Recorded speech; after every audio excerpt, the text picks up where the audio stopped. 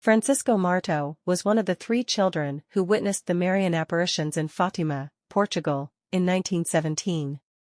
Alongside his sister Jacinta and their cousin Lucia Santos, Francisco reported seeing visions of the Virgin Mary, known as Our Lady of Fatima.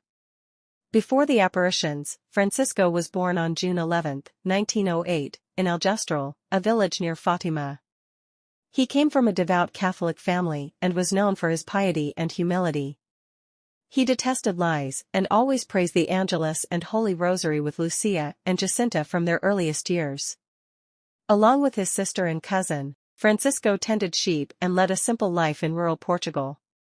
During the apparitions, which occurred between May and October 1917, Francisco and his companions reported seeing visions of the Virgin Mary, who conveyed messages of repentance, prayer, and devotion.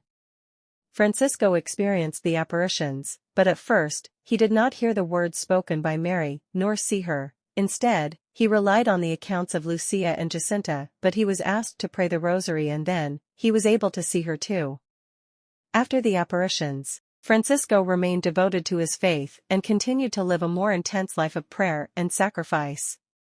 The vision of hell, which they saw, left a lasting impression on him that he wished to do all in his power to save men from going there. He and his sister Jacinta experienced persecution and ridicule for their claims of the apparitions. Despite this, Francisco remained steadfast in his belief. As promised by Our Lady to them, Francisco wished to already be in heaven and nothing else. He devoted his remaining days in prayers and sacrifices. His wish was granted when he contracted the Spanish flu during the pandemic of 1918 to 1919 and died on April 4, 1919, at the age of 10. Francisco's greatest desire was to console Jesus and Mary for the loss of souls and to make sacrifices for the conversion of sinners as he would continue in eternity.